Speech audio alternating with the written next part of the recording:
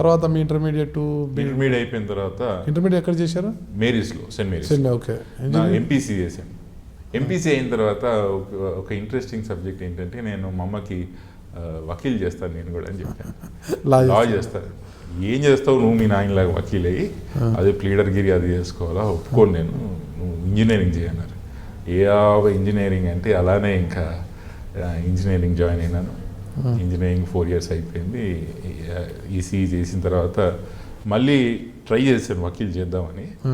ఇంకెందుకో set కాలేదన్న. ఇప్పటికి చేయాలని ప్రయత్నం చేస్తాను. ఎవ్రీ ఇయర్ అనుకుంటాను లా సెట్ రాద్దాము, లేదా కనీసం లాంగ్ టర్మ్ అని జాయిన్. మీరు లా సెట్ రాయాలి, మేనేజ్మెంట్ కూడా కింద కావాలంటే ఎవరు మీకు సీటు ఏమో ఆ వ్యవస్థ ఎట్లుందో నాకు తెలియదు. ఇంద్రారెడ్డి, సబితా ఇంద్రారెడ్డి వాళ్ళ కుమారుడికి మేనేజ్మెంట్ కోటాల సీటు ఆలోచన ఉన్నప్పుడు ఇదంతే. కనీసం లాంగ్ టర్మ్ జాయిన్ అయ్యారు. ఇప్పుడు లా సెట్ అనుకునేది అది వీలు పడదు, అది ఎప్పుడు నోటిఫికేషన్ వస్తుందో తెలియదు, ఎప్పుడు అప్లై చేయాలి.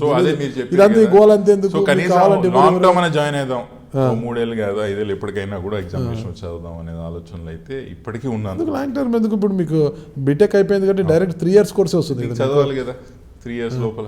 అది కూడా ఉంటుంది కదా మనకున్నది, ఇది అది పెట్టుకొని చూద్దామన్నా. ఏది కాదంటట్లేదు, నెక్స్ట్ ఇయర్ అని మొదలు పెడతానేమో బహుశా.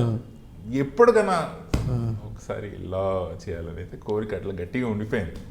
తండ్రి తల్లి ఇద్దరు హోమ్ మినిస్టర్లు అయినా కూడా కార్తిక్ రెడ్డి గారు చదువుకునే రోజుల్లో చాలా అమాయకులు, ఎవరితో మాట్లాడారు, పెద్దగా మాట్లాడారు, చాలా కామ్ గోయింగ్. ఏమన్నా నోట్లో వేలే కాదు, అట్టిపండు పెట్టినా కూడా కొరక్కలేనంత అమాయకుడు అని ఫ్రెండ్స్ అంటుంటారు. అలా ఉందేమన్నా, చాలా అమాయకంగా ఉండేవారు. 2009లోనే కార్తిక్ రెడ్డి గారి పేరు కానీ అంత అమాయకుడు ప్రేమలో ఎలా పడ్డారబ్బా అనేది పెద్ద ఆశ్చర్యం. చాలా కాము ఉంటాడు కదా, కొద్దిగా అల్లరిల్లు ఎలా తిరుగుతుంటే అమ్మాయిలు చూడడం ఏదైనా ఉంటుంది, కానీ అంత అమాయకుడు ప్రేమలో ఎలా పడ్డాడు అనిపిస్తుంటది. నాకు తెలియదు పరిస్థితులు ఏం గొడవ కాలేదా? మీ మిస్సెస్ గారు ఐఏఎస్ గారి ఒక మనవరాలంట కదా? వాళ్ళ తాతగారు మొన్నటి వరకు సర్వీస్లో 10 ఏళ్ళ వరకు ఉన్నారు. వాళ్ళు కంప్లీట్గా ఎంప్లాయీస్ బ్యాక్గ్రౌండ్ ఉన్న కుటుంబం. కొంచెం మీరు వాళ్ళకే అడగాలి మళ్ళీ వీళ్ళు ఎలా ఇచ్చారు రాజకీయ నాయకులు. ఏం గొడవలు ఏం కాలేదండి, సజావుగా జరిగిపోయింది. మాకు గుర్తులేదు, ఫస్ట్ మీరా మీ మిస్సెస్ ప్రపోజ్ చేసింది మిమ్మల్ని? మీరు అన్నారు కదా ఏదో ఒక రోజు ఇద్దరం కూర్చొని చెప్దాంలేండి ఆ విషయం. అంతే అంటారా? చెప్పండి ఒకసారి, ఏం అనుకోరులేండి ఆవిడ. గుర్తులేదు నాకు చాలా రోజుల కిందట. అంతేనా? ప్రేమలేఖలు రాసుకున్నారా? ఈ SMS రోజుల్లో ప్రేమలేఖలు ఏడపాడైనా లేదంటారు, అంత టైం కూడా లేదా? అంటే గుర్తుండికే కన్నా ఏమైనా లెటర్ ప్యాడ్స్ లేదా? అప్పుడప్పుడు మా ఆవిడ పాతవి తీసి చూపుతుంటది, ఇప్పుడు ఏమైంది నువ్వేంది అప్పుడే రాసేవాడు, అప్పుడు ఈ కవితలు ఇప్పుడు ఏమైనాయి, ఆ ప్రేమ ఏమైంది? లేదా ఆ ప్రేమ ఇప్పుడు ఉంటుంది కదా. ఇక వాళ్ళ బాధ. ఏదో ఒకటి విన్నాము, పెళ్ళైన కొత్తలో ఇప్పుడు మీ ఆవిడ బ్రాహ్మణ్ అంటారు, తనకేదో మీరు నాన్ వెజ్ తినుకోకుండా తను నమ్మికి ఒకసారి నాన్ వెజ్ చేయడము అలవాటు చేసుకున్నారు. నాన్ వెజ్ తినడం కూడా కొద్ది రోజులు మీరు బంద్ చేశారు. ఈరోజు కూడా బంద్ ఉందన్న, కానీ మళ్ళీ మధ్యలో స్టార్ట్ చేశారు నాన్ వెజ్ తినేది. నాకు మామూలుగా అందరు పాపం మావిడని అంటుంటారు, నువ్వే చేసావు మామూలుగా, నువ్వు తినాల్సింది మామూలు మానిపించావు అని అంటారు. నాకు ప్రతి 3 yearsకి ఒకసారి సెల్ఫ్ ఇంపోజ్డ్ డిసిప్లిన్ కోసం 1 year నాన్ వెజ్ అన్ని మానేస్తాను. సెల్ఫ్ ఇంపోజ్డ్ డిసిప్లిన్ అంటాను దాన్ని. మనం కంట్రోల్గా ఉంటామా లేదా అనేది ఇప్పటి నుంచి కాదు, దాదాపు 10 ఏళ్ళ నుంచి చేస్తున్నాను. ఇగో ఈ సంవత్సరం కూడా గదే సెల్ఫ్ ఇంపోజ్ డిసిప్లిన్లో ఉన్నారు. మీరు అన్నట్టు ఎవరైనా కలిసినప్పుడు మావిడనే అంటారు, నువ్వేందుకు ఇట్ట మార్చేసావు, మామూలుగా అట్ట మారాలి. మళ్ళీ ఈ రోజు స్టార్ట్ అయిందా? లేదన్న, ఇంకో 6 నెలలు ఉంటుంది. ఇంకో 6 నెలలు తినరు? ఎలా అంటే ఏదైనా ఫంక్షన్స్కి వెళ్ళాలి ఫ్రెండ్స్ ఏదైనా? మామూలుగా చెప్పేస్తాను ఏముంది, నేను తినట్లేదు, మా ఊళ్ళకి అలవాటు. ప్రతి 3 సంవత్సరాలు తినడం అనేది ఒకటి మాకు తెలుసు కాబట్టి పెద్దగా ఏం అదర్ ఏమి ఉండదు. నాన్ వెజ్ ఒకటేనా, ఏమైనా డ్రింక్ కూడా మానేశారా? నాకు అలవాటే లేదన్న, అది డ్రింక్ తీసుకోవడం అలవాటు లేదా? అసలు నాకు రియాక్షన్ అయిపోయి తలనొప్పి వచ్చి కింద పడిపోతాను. అంటే గతంలో ఉండిందా? గతంలో కూడా లేదన్న, ఎప్పుడు అలవాటు చేసుకోవాలన్న ఆలోచన కూడా ఎప్పుడు పడలేదు. ఫ్రెండ్స్తో అప్పుడప్పుడు కలిసి బీర్ తాగడం? వాళ్ళు కూర్చున్నప్పుడు మనం కూర్చుందే కానీ, అంటే కూర్చున్నప్పుడు బీర్ ఏమైనా తాగారా? లేదన్న, ఏం లేదంతే. ఏం చేస్తారు అప్పుడు మీ ఫ్రెండ్స్ కూర్చొని?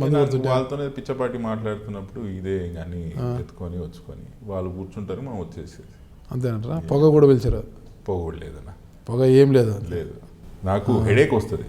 నాకు పెక్యులియర్ ప్రాబ్లం ఏంటంటే కొంచెం స్మెల్ తీసుకున్నా కొంచెం తీసుకున్నా ఇమీడియట్గా హెడేక్. అంతేనా, లేదంటే మీ ఆవిడ తిడతారని భయమా? చూద్దాం అన్న, అట్లా కూడా ఒకసారి ప్రయత్నం చేసి తీరుతుందో లేదో చూద్దాం మళ్ళీ అట్లయినా కూడా. ప్రేమ వివాహం కదా, ప్రేమకు ముందు అంతకు ముందే ఏమైనా కండిషన్లు ఏమైనా పెట్టారేమో. అట్లాంటి కండిషన్స్ ఏం పెట్టుకోలేదు, కొత్తగా రాసుకోవాలి ఇప్పుడు అగ్రిమెంట్స్. మద్యం తాగను, పొగ పీల్చను అనే కండిషన్ అప్పుడు అలవాటు లేదు కాబట్టి బహుశా ఇప్పుడు ఏదైనా మీరు అన్నట్టు కొత్తగా ఎక్స్పెరిమెంట్ చేసి చూస్తే ఎలా ఉంటుందో చూద్దాం. మళ్ళీ ఇప్పుడు ఏమో ఎట్లా రియాక్ట్ అవుతుందో చూసి దాని తర్వాత అగ్రిమెంట్ టర్మ్స్ అప్పుడప్పుడు రిన్యూ చేసుకోవాలి కదా, ఇప్పుడు రెంటల్ అగ్రిమెంట్స్ లాంటివి అట్లాంటివి. ఫిబ్రవరి 14 జరుపుకుంటారా మీరు? లేదన్నా ఏముండదు ఆ రోజేం ప్రత్యేకం, ఎప్పటికీ మేము ప్రేమికులమే అంటారా? అంటే పాశ్చాత్తిక సంస్కృతిలో ఒక ఈ చెడు ఏంటంటే మీరు చెప్పారు కాబట్టి మదర్స్ డే అని ఒకరోజు, ఫాదర్స్ డే అని ఒకరోజు, వ్యాలెంటైన్స్ డే అని ఒకరోజు జరుపుకోవడం వాస్తవానికి అది ఒక పిచ్చితనం. మదర్స్ డే ఏంటి నాగరాజన? నిరంతరం మీ అమ్మని పూజించాల. తెలుగు మన హిందూ సాంప్రదాయంలో, భారతదేశ సాంప్రదాయంలో నిరంతరం నువ్వు మీ తల్లిని పూజించాలి. ఒకటే రోజు నేను పూజించి మిగతా రోజుల్లో నేను ఉండను అనేది ఏదైతే ఈ మీరు mother's day, father's day, Valentine's day, ఇది కూడా అంతే కదా. వ్యాలెన్స్ డే మనం పెళ్లి చేసుకున్నప్పుడు మన భాగస్వాములకు, మన లైఫ్ పార్ట్నర్స్కి ఆ రోజు మనం ఒక ప్రామిస్ చేస్తాం, మంచి చెడులు అన్నిట్లో నేను ఎంత ప్రేమించుకుంటానో నిన్ను కూడా అదే సమానంగా చూస్తాను. మళ్ళీ దానికి సపరేట్గా ఒక రోజు పెట్టి నేను ఈరోజు ఎక్కువ ప్రేమిస్తానని చెప్పడం నాకు నచ్చదు అన్నది. That is wrong also. So ఎప్పుడన్నా ఎవరైనా వచ్చి ఈరోజు మదర్స్ డే అనడం, ఫాదర్స్ డే అనడం, లేదా ఇంకేదైనా డే అనడం నాకు కొంచెం ఇరిటేషన్ వస్తుంది. అంతేనంటారా? కరెక్ట్ కాదు, అది పిచ్చితనం. ఎంతమంది పిల్లలు మీకు? నాకు 2 పిల్లలు, పాప బాబు. పాప బాబు. వాళ్ళతో ఎప్పుడైనా ఎక్కడ బయటకు వెళ్తుంటారా? రెగ్యులర్గా అంటే ఓన్లీ సిటీనేనా, అవుట్ ఆఫ్ కంట్రీ? కొంచెం చిన్నగా ఉన్నారు కదా, కొంచెం అవుట్ ఆఫ్ కంట్రీ వెళ్తుంటారా? పిల్లలతో ఎప్పుడు అవుట్ ఆఫ్ కంట్రీ అయితే పోలేదు. నా పాపకి ఇప్పుడు 5 years, 1 week బ్యాక్ 5. మా వాడు ఇంకా చిన్నగా ఉన్నాడు, 3 years. మరి అంత చిన్నగా ఉన్నాడు బయటకు తీసుకుపోవడం అంటే కొంచెం మిస్సెస్ తెల్లారు ఎక్కడైనా? చాలా సరిపోయింది. ఏ కంట్రీ బాగా తిరిగారు? ఏ కంట్రీ స్పెసిఫిక్గా ఏం లేదు. మా వాడికి బాగా నచ్చిన కంట్రీ న్యూజిలాండ్. అక్కడ ఒక 2 సార్లు పోయాము. ఇంకా అప్పుడప్పుడు కొత్త కొత్త దేశాలు ఆడుకోసారి ఇడుకోసారి పోతుంటాం.